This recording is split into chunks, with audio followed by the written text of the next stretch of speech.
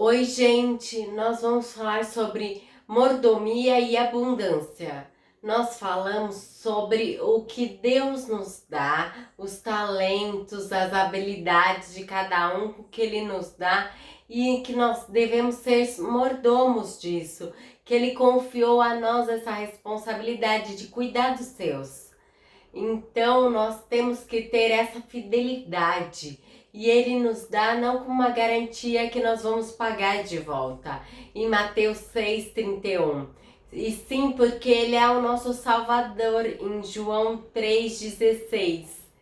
E nós devemos ser generosos com aquilo que Ele nos confia. Qual é o limite do que Deus pode confiar em você como mordomo? Deus é um Deus sábio, bom, justo. Então, se você se corromperia com R$ 1.000, ele vai te dar 999. Agora, qual é o princípio para eu ser um bom mordomo? Para você se habilitar a mais. Fica claro qual é o princípio da boa mordomia? Se eu sou achado fiel e prudente naquilo que ele me deu, então eu me habilito para ele me dar mais. Então, aí tem que ver quanto você pode ser bom mordomo. E ele é um bom pai, então ele deseja isso para você. Então, essa confiança. Então, o talento é a identidade, aquilo que Deus te deu, os dons, suas capacidades. Quem é você? Quais são os seus dons e talentos? Em Efésios 1,4 fala o seguinte: porque Deus vos escolheu antes da criação do mundo, para sermos santos e irrepreensíveis na sua presença. Em amor nos predestinou, como filho, conforme o bom propósito da sua vontade. Então, para a gente ter essa graça. Então, você foi criado. Não é uma mentira. É que você tem que ter essa capacidade. Então eu quebro o que você tem que ter essa capacidade. Nós temos essa identidade em Cristo, que nós somos filhos amados e que somos criados. E Ele nos escolheu antes da criação. Então, como você pode ser um bom mordomo dos seus talentos, dos dons? Faça uma lista, coloque no papel quais são as suas qualidades, quais são os seus talentos. Então, pergunte para as pessoas que te amam, pergunte para sua mãe, amigos, para você ter diferente perspectiva. Faça uma lista para você ter clareza, para saber o que Deus quer para você. Isso vai te dar uma gratidão. E declare 1 Coríntios 10. É muito importante que você aplique uma urgência de produzir algo com os dons e talentos. Não só para você não ficar se achando, mas se Deus te deu algo, foi para você produzir. E outro exercício é para você pensar, né, sobre isso, para você ter esse conhecimento interno do que você pode ser e o que você já é. O terceiro é o tempo, energia, vamos dizer assim. Em Efésios 5,15 fala: portanto, vede prudentemente como andais, mas com os sábios, remindo o tempo, porque os dias são maus. Então, na nossa 24 horas, por exemplo, uma pessoa dorme 8 horas, trabalha 10. Se você incluir trajeto, alimentação, então ela fica com 6 horas para produzir. Então, por isso é importante você ter o tempo e a energia.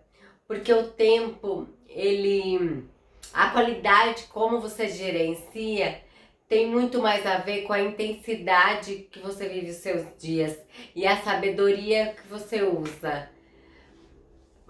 Pode, por exemplo, alguém com 25 anos pode ter vivido muito mais com alguém de 60. A forma como que você vive, a intensidade e a sabedoria que você aplica enquanto você tá trabalhando nessas horas que te sobra, isso define o quanto você viveu. Eclesiastes 3:1 fala que tudo tem seu tempo determinado.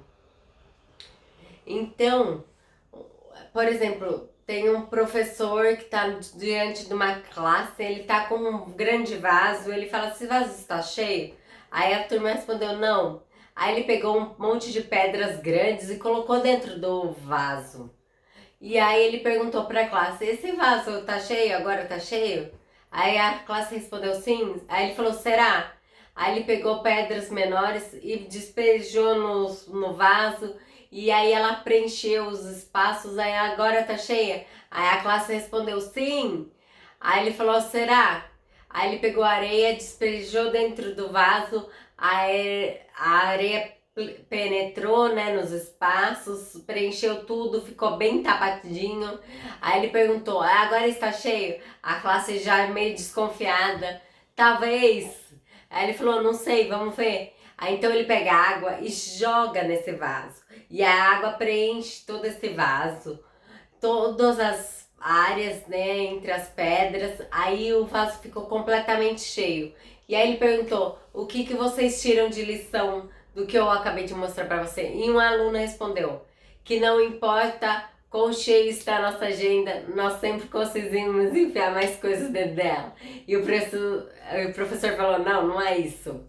A lição que eu queria falar é que é impossível, depois que você coloca água, você colocar pedra, areia e etc., sem que tudo transborde.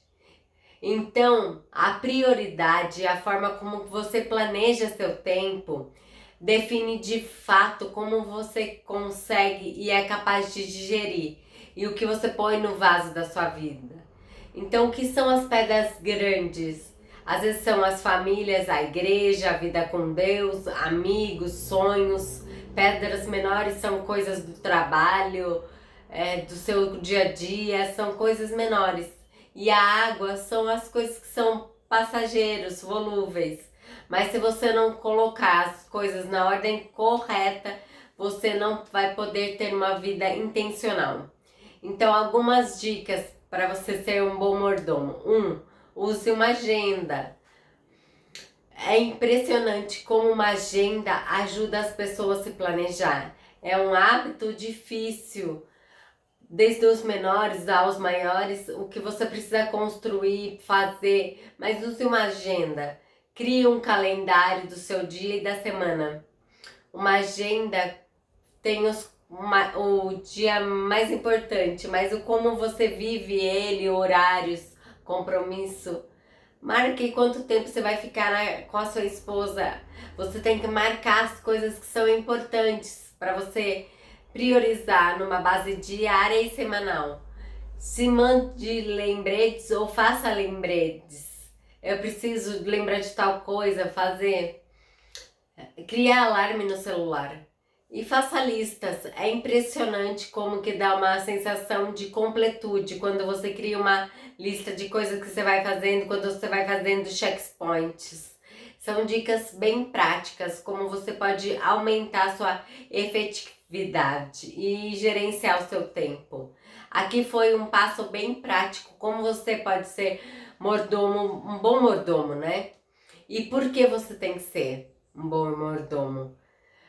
Pense numa meia hora por dia para orar para Deus, entregar seu dom e talento, sua vida financeira, seu tempo. Peça para Ele uma estratégia para você continuar contribuindo tanto para o seu crescimento quanto para o seu propósito de vida. Anote o que Ele revelar para você num caderno. Para isso, sugiro uma agenda. Crie um calendário, lembretes e estabeleça uma rotina. Dê um like e se inscreva no nosso canal. Até!